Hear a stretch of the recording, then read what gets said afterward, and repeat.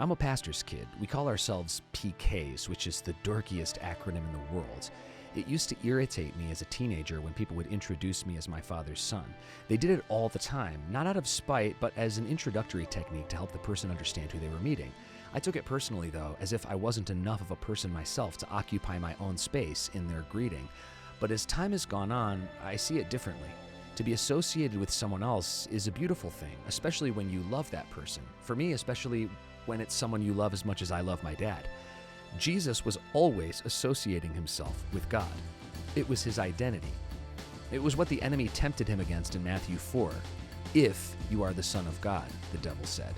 When Jesus calmed the storm, the soaked and terrified disciples said, "Truly, you are the Son of God." At Jesus' trial, the high priest yelled, "Tell me if you are the Son of God." While Jesus was hanging on the cross, people mocked him and said, "If you are the Son of God, come down from there." And when he walked out of his own grave, he proved what they had doubted, that he was God's son, that the God of Israel was his father. Jesus' best friend later said, "I write these things to you who believe in the name of the Son of God, that you may know that you have eternal life." This name is a big deal.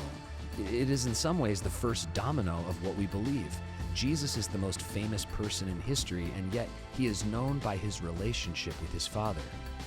Take a minute and meditate on your own father, and then who Jesus' father is, and what it means to choose your identity based on that, and how the world needs to know that God had a kid and his name is Jesus.